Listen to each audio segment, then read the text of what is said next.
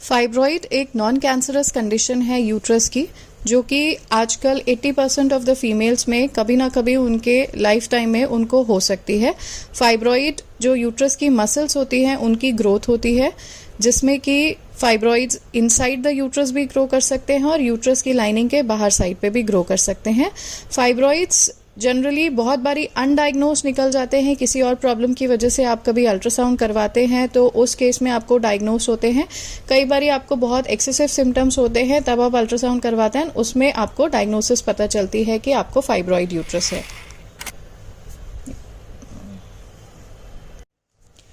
Fibroid uterus generally कोई भी risk factors associated नहीं होते हैं। कई बारी जेनेटिक प्रीडिस्पोजिशन है, अगर आपकी फैमिली में आपके मदर सिस्टर को फाइब्रॉइड यूट्रस है तो आपको भी टेंडेंसी हो सकती है फाइब्रॉइड यूट्रस की। फाइब्रॉइड यूट्रस प्रेजेंट करते हैं हमें पीरियड्स के टाइम पे बहुत एक्सेसिव ब्लीडिंग हो सकती है। मोस्ट कॉमन सिम्टम यही होते हैं फाइब्रॉइड्स के हमारे। इसमें पीरियड्स हमारे को बहुत हैवी हो सकते हैं। नाइट टाइम में हमें पैड्स चेंज करने की ज़रूरत पड़ सकती है, या फिर हमें बहुत एक्सेसिव क्लॉट्स निकल सकते हैं फाइब्रॉइड में। किसी फीमेल्स में ऐसा होता है कि उनकी साइकिल लेंथ जो है वो शॉर्ट हो जाती है। नॉर्मली हमारी जो साइकिल होती है वो रेंज करती है 28 से 35 डेज की, उनकी साइकिल्स लेस देन 25 डेज हो जाती है। तो इन सब चीज़ों में अगर आपको ऐसी प्रॉब्लम हो रही है तो आपको समझना चाहिए कि कुछ एबनॉर्मलिटीज़ हैं बॉडी के अंदर, तो आपको डायग्नोसिस करनी चाहिए। सेकेंड सिम्टम हो सकता है पेल्विक प्रेशर या पेन। पीरियड्स के टाइम पे आपको बहुत एक्सेसिव पेन हो, या फिर आपको सारे टाइम पे ऐसा लगे कि नीचे के। फाइब्रॉइड का सेकेंड सिम्टम है पेल्विक प्रेशर या पेन। किसी भी टाइम आपको ऐसा लगता है कि पीरियड्स में बहुत सीवियर पेन होना स्टार्ट हो गया है, पहले नहीं होता था, अभी बहुत ज़्यादा इंक्रीज हो गया है, या नीचे की साइड पे सारे टाइम प्रेशर फील होना स्टार्ट हो गया है, या फिर आपको बैक पेन बहुत ज़्यादा हो रहा है, यूरिन बहुत फ्रिक्वेंटली आ रहा है आपको, आप यूरिन पास करके आए हो उसके बाद भी आपको सेंसेशन हो रहा है कि अभी फिर से यूरिन जाना है।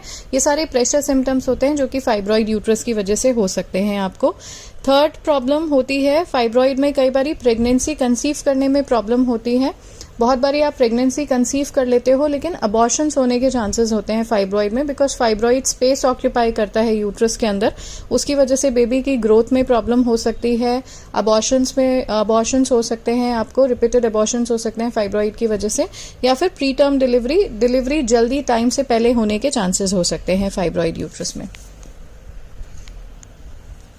बंद हो जाती है। फाइब्रॉइड यूट्रस की डायग्नोसिस के लिए जो बेस्ट मोडालिटी है वो है अल्ट्रासाउंड।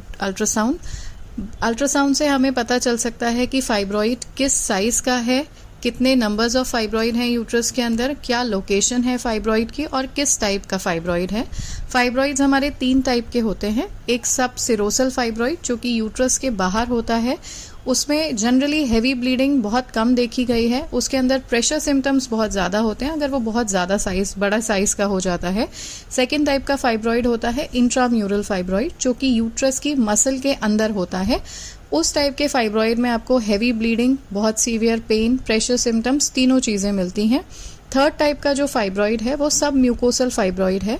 उस केस में आपका जो फाइब्रॉइड है यूट्रस की लाइनिंग के अंदर आ जाता है, जिसमें आपको हैवी ब्लीडिंग और पीरियड्स पेन दोनों चीज़ें मिलेंगी। कभी ऐसा होता है जो सब म्यूकोसल फाइब्रॉइड है वो आपके यूट्रस से बाहर निकल के आना स्टार्ट हो जाते हैं, जो कि फाइब्रॉइड पॉलिप की तरह बनना स्टार्ट हो जाते हैं। फाइब्रॉइड कई बारी बहुत सीवियरली या बहुत जल्दी भी ग्रो कर सकते हैं, जिस केस में हमें MRI करवाने की ज़रूरत पड़ सकती है फाइब्रॉइड की डायग्नोसिस के लिए। फाइब्रॉइड, अब हम बात करते हैं ट्रीटमेंट की। ट्रीटमेंट के लिए हम मेडिकल मैनेजमेंट भी कर सकते हैं, जिसमें हम थ्रू मेडिसिन ब्लीडिंग को कम कर सकते हैं, पेन कम कर सकते हैं। फाइब्रॉइड के साइज को श्रिंक करने के लिए हम मेडिसिन दे सकते हैं। बहुत बारी फाइब्रॉइड्स के साथ अनीमिया एसोसिएटेड हो जाता है, हीमोग्लोबिन कम हो जाता है। उस केसेस में हम आयरन भी स्टार्ट कर सकते हैं। फाइब्रॉइड के वजह से हीमोग्लोबिन कम होने के लिए आयरन इफेक्टिव रहता है। हम पेन किलर्स दे सकते हैं फाइब्रॉइड का पेन कम करने के लिए। बर्थ कंट्रोल पिल्स देते हैं जिससे कि फाइब्रॉइड का साइज श्रिंक हो जाए या साइकिल्स में ब्लीडिंग बहुत हैवी ना हो। सेकेंड ऑप्शन होता है हमारा सर्जिकल मैनेजमेंट। सर्जिकल मैनेजमेंट में हम फाइब्रॉइड्स को रिमूव कर सकते हैं। अगर कोई फीमेल है जिसका रिप्रोडक्टिव एज है, चाइल्ड बियरिंग चाहती है, वो प्रेगनेंसी चाहती है, देन उन केस में हम फाइब्रॉइड्स रिमूव कर देते हैं। अगर फैमिली कंप्लीट हो चुकी है, फीमेल की एज मोर देन 40 है, फाइब्रॉइड्स बहुत बड़े हैं, बहुत सीवियर सिम्टम्स कॉज कर रहे हैं, समटाइम्स उस केसेस में हम यूट्रस रिमूवल सर्जरी के लिए भी प्लान कर सकते हैं। फाइब्रॉइड रिमूवल सर्जरी को हम मायोमेक्टमी बोलते हैं। मायोमेक्टमी हम 3 तरीके से कर सकते हैं। ओपन पेट खोल के हम मायोमेक्टमी कर सकते हैं, जिसमें जो भी हमारे फाइब्रॉइड्स हैं हम उनको ओपन टेक्निक से रिमूव कर देते हैं एंड बाद में यूट्रस को स्टिच कर देते हैं। लैप्रोस्कोपिक मायोमेक्टमी होती है, जिसके अंदर हम दूरबीन के थ्रू, लैप्रोस्कोप के थ्रू यूट्रस से फाइब्रॉइड्स निकालते हैं और उसके बाद फिर हम स्टिच कर देते हैं यूट्रस को। और थर्ड होता है जिसमें हमारे फाइब्रॉइड पॉलिप बन जाते हैं या फिर सब म्यूकोसल फाइब्रॉइड्स होते हैं। उन केसेस में हम हिस्ट्रोस्कोपिकली फाइब्रॉइड को रिमूव कर सकते हैं।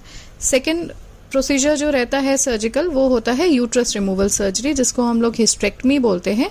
हिस्ट्रेक्टमी भी हम 2 तरीके से कर सकते हैं, ओपन हिस्ट्रेक्टमी या फिर लैप्रोस्कोपिक हिस्ट्रेक्टमी। ओपन हिस्ट्रेक्टमी हम तब करते हैं जब यूट्रस फाइब्रॉइड का साइज बहुत ज़्यादा बड़ा हो जाता है और लैप्रोस्कोपिकली हम उसको नहीं कर सकते हैं, तब हम ओपन हिस्ट्रेक्टमी करते हैं। लैप्रोस्कोपिक हिस्ट्रेक्टमी फाइब्रॉइड्स के साइज छोटे हैं, देन हम लैप्रोस्कोपिक हिस्ट्रेक्टमी करके यूट्रस को रिमूव कर सकते हैं। दोनों ही केसेस में हम डिस्चार्ज जनरली 2 से 3 दिन में पेशेंट को कर देते हैं। पोस्ट ऑप थोड़ा रेस्ट फॉर हफ्ता 10 दिन का करना पड़ता है। आफ्टर दैट पेशेंट अपना normal day to day care activities कर सकते हैं।